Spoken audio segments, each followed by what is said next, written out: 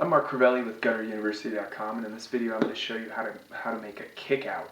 A kick-out is a piece of metal that's placed on the side wall of a roof to kick the water into the gutter.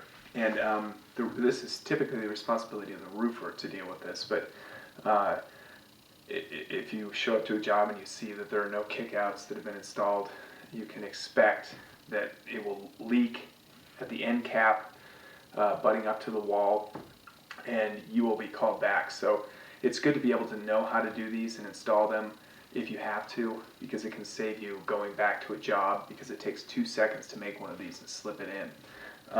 Basically, what you do is you take a piece of gutter coil, just scrap that you have laying around, cut a square.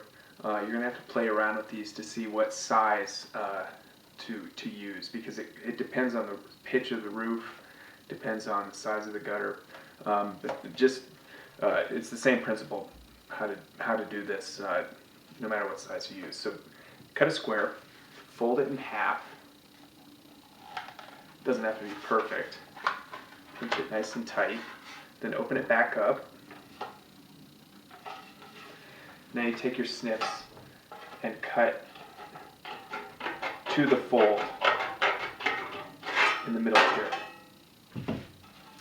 Now I just used greens and not reds, so you'll see that it automatically kinks it up one way or the other, whether you use reds or greens. Fold it that way.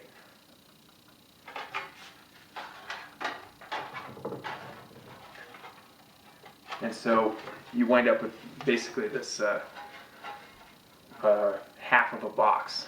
The side with the 2 flaps you're going to want to put underneath the shingles. You want to put this underneath the shingles, underneath the paper, and underneath the step flashing. The side wall of a roof, imagine that you have 2 sections of roof. And the upper section has a rake going up, but there's a wall there. So this lower section, the gutter will butt up against that wall, and the water will be coming down that wall.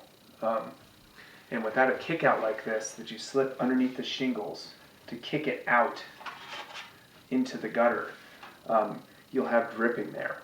So slip it underneath the shingles, underneath the paper, and underneath the step flashing there. And then you can just screw it straight into the wall.